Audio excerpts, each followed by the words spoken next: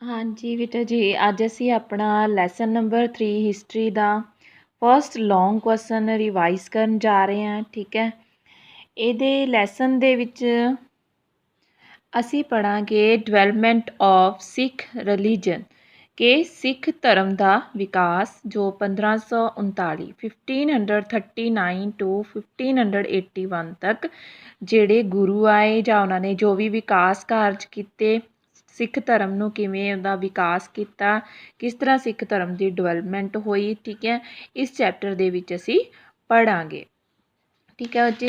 सो first जो अपना long question है that is Shri Guru Angad Dev ji contributed significantly towards the development of Sikhism discuss, कि श्री गुरु अंगद देव जी ने सिख पंथ के विकास ਲਈ बहुत महत्वपूर्ण काम किए ते उन्हां कामां दे बारे डिस्कस करो, वर्णन करो।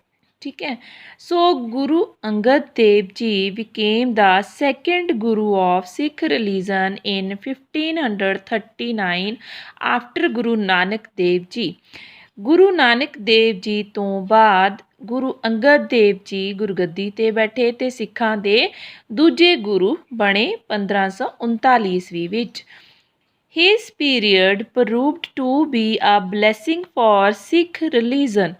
Guru Sahib contributed to the development of Sikh religion in the following manners, ਕਿ ਗੁਰੂ ਜੀ ਨੇ ਸਿੱਖ ਧਰਮ ਦੇ ਲਈ ਬਹੁਤ ਸਾਰੇ ਵਿਕਾਸ ਕਾਰਜ ਕੀਤੇ ਜੋ ਕਿ ਸਿੱਖ ਧਰਮ ਲਈ ਵਰਦਾਨ ਸਿੱਧ ਹੋਏ। ਠੀਕ ਹੈ, ਸਭ ਤੋਂ ਪਹਿਲਾ ਜੋ ਪੁਆਇੰਟ ਹੈ ਇੰਪਰੂਵਮੈਂਟ ਇਨ ਗੁਰਮੁਖੀ ਸਕ੍ਰਿਪਟ, ਕਿ ਗੁਰਮੁਖੀ ਭਾਸ਼ਾ ਜਾਂ ਗੁਰਮੁਖੀ ਲਿਪੀ ਵਿੱਚ ਸੁਧਾਰ ਕੀਤਾ ਗਿਆ, ਇੰਪਰੂਵਮੈਂਟ ਕੀਤੀ ਗਈ।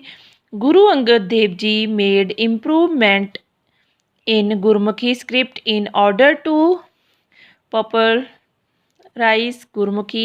Guru Sahib wanted to help the children learn the alphabet of Gurmukhi, ਕਿ ਗੁਰੂ ਜੀ ਨੇ ਗੁਰਮੁਖੀ ਲਿਪੀ ਵਿੱਚ ਸੁਧਾਰ ਕਰਨ ਲਈ ਅਤੇ ਉਸ ਨੂੰ ਜ਼ਿਆਦਾ ਹਰਮਨ ਪਿਆਰਾ ਬਣਾਉਣ ਦੇ ਲਈ ਉਹਨਾਂ ਨੇ ਇਸ ਦੇ ਵਿੱਚ ਸੁਧਾਰ ਕੀਤੇ ਅਤੇ ਬੱਚਿਆਂ ਨੂੰ ਚਾਹੁੰਦੇ ਸੀ ਕਿ ਜ਼ਿਆਦਾ ਤੋਂ ਜ਼ਿਆਦਾ ਗੁਰਮੁਖੀ ਦੇ ਸ਼ਬਦ ਸਿਖਾਏ ਜਾਣ।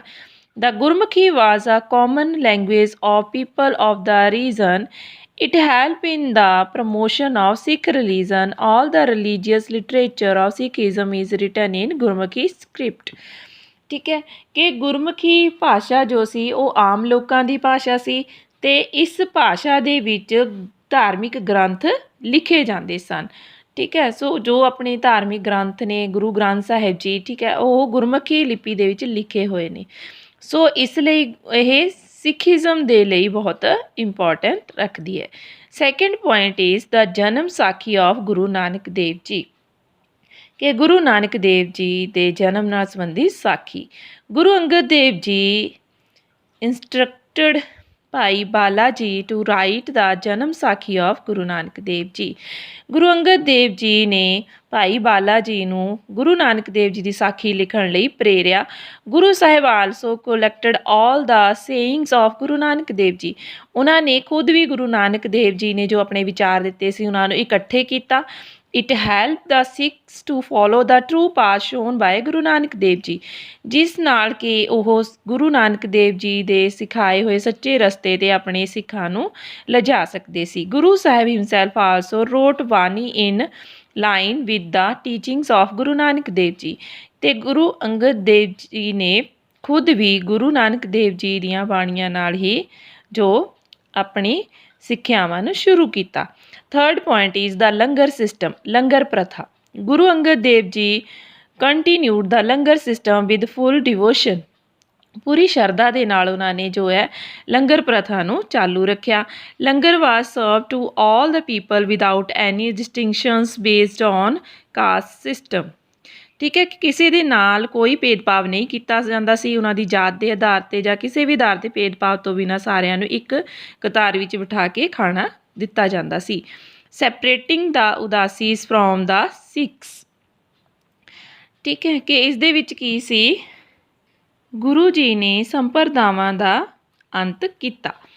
ਦ elder son of Guru Nanak Dev ਜੀ ਭਾਈ Shri Chand had established the Udasi sect, ਕਿ ਗੁਰੂ ਨਾਨਕ ਦੇਵ ਜੀ ਦੇ ਜੋ ਵੱਡੇ ਪੁੱਤਰ ਸੀ, ਠੀਕ ਹੈ, ਉਹਨਾਂ ਨੇ ਉਦਾਸੀ ਸੰਪਰਦਾਇ ਦੀ ਸਥਾਪਨਾ ਕੀਤੀ ਸੀ। ਹੀ ਹੈਡ ਪਪੋਰਾਈਜ਼ਡ ਐਕਸੈਟਿਸਿਜ਼ਮ, ਸੰਨਿਆਸ ਨੂੰ ਉਹਨਾਂ ਨੇ ਆਪਣੇ ਜੀਵਨ ਵਿੱਚ ਧਾਰਨ ਲਈ ਲੋਕਾਂ ਨੂੰ ਗਿਆਨ ਦੇਣਾ ਸ਼ੁਰੂ ਕੀਤਾ। ਪਰ ਜੋ ਗੁਰੂ ਨਾਨਕ ਦੇਵ ਜੀ ਸੀ, ਉਹਨਾਂ ਦੀ ਟੀਚਿੰਗ ਕੀ ਕਹਿੰਦੇ ਸੀ ਕਿ ਪਰਿਵਾਰ ਦੇ ਵਿੱਚ ਰਹਿ ਕੇ ਹੀ ਮਨੁੱਖ ਨੂੰ ਪਰਮਾਤਮਾ ਦਾ ਭਜਨ ਕਰਨਾ ਚਾਹੀਦਾ ਹੈ। ਸੋ ਗੁਰੂ ਨਾਨਕ ਦੇਵ ਜੀ ਦੀ ਟੀਚਿੰਗ ਨੂੰ, ਸਿੱਖਿਆਵਾਂ ਨੂੰ ਅਪਣਾਉਂਦੇ ਹੋਏ ਇਹਨਾਂ ਦਾ ਖੰਡਨ ਕੀਤਾ। Laid and foundation of Goindwal Sahib ਦਾ ਨਿਰਮਾਣ।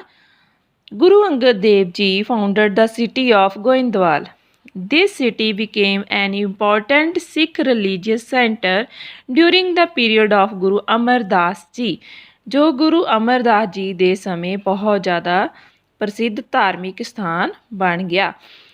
Even today it is one of the most important religious centers of Sikhism. ਅੱਜ ਦੇ ਸਮੇਂ ਦੇ ਵਿੱਚ ਵੀ ਜੋ ਹੈ ਇਹ ਬਹੁਤ ਜ਼ਿਆਦਾ ਇੰਪੋਰਟੈਂਟ ਧਾਰਮਿਕ ਸਥਾਨ ਮੰਨਿਆ ਗਿਆ ਹੈ ਸਿੱਖ ਧਰਮ ਵਿੱਚ। ਇਨਫੋਰਸਡ ਡਿਸਿਪਲਨ, ਅਨੁਸ਼ਾਸਨ ਨੂੰ ਉਤਸ਼ਾਹਿਤ ਕਰਨਾ। ਗੁਰੂ ਅੰਗਦ ਦੇਵ ਜੀ ਮੇਨਟੇਨਡ ਸਟ੍ਰਿਕਟ ਡਿਸਿਪਲਨ ਇਨ ਹਿਸ ਸਿੱਖ ਕਮਿਊਨਿਟੀ। ਹੀ ਟਰਨਡ ਆਊਟ ਭਾਈ ਸੱਤਾ and Bhai Balwand out of ਸਿੱਖ ਸੰਗਤ ਫॉर ਬ੍ਰੇਕਿੰਗ ਡਿਸਿਪਲਨ, ਕਿ ਉਹਨਾਂ ਨੇ ਭਾਈ ਸੱਤਾ ਜੀ ਅਤੇ ਭਾਈ ਬਲਵੰਤ ਜੀ ਨੂੰ ਸਿੱਖ ਸੰਗਤ ਵਿੱਚੋਂ ਬਾਹਰ ਕਰ ਦਿੱਤਾ ਸੀ ਕਿਉਂਕਿ ਉਹਨਾਂ ਨੇ ਡਿਸਿਪਲਨ, ਅਨੁਸ਼ਾਸਨ ਨੂੰ ਤੋੜਿਆ ਸੀ। However, on the request of Bhai Ladha, Guru Sahib pardoned them. This episode served as a warning to the indisciplined elements in Sikh community. ਅਤੇ ਬਾਅਦ ਵਿੱਚ ਭਾਈ ਲੱਧਾ ਜੀ ਦੇ ਕਹਿਣ 'ਤੇ ਉਹਨਾਂ ਨੇ ਉਹਨਾਂ ਨੂੰ ਮਾफ़ ਕਰ ਦਿੱਤਾ ਅਤੇ ਇਸ ਤਰ੍ਹਾਂ ਉਹਨਾਂ ਨੇ ਇੱਕ ਉਦਾਹਰਣ ਜੋ ਹੈ ਸਿੱਖ ਧਰਮ ਦੇ ਲੋਕਾਂ ਦੇ ਲਈ ਸਥਾਪਿਤ ਕੀਤੀ। ਸੋ ਬੱਚੇ ਇਹ ਲੌਂਗ ਕੁਐਸਚਨ ਤੁਸੀਂ ਅੱਛੀ ਤਰ੍ਹਾਂ ਰਿਵਾਈਜ਼ ਕਰਨਾ ਹੈ। ਓਕੇ ਬੇਟਾ।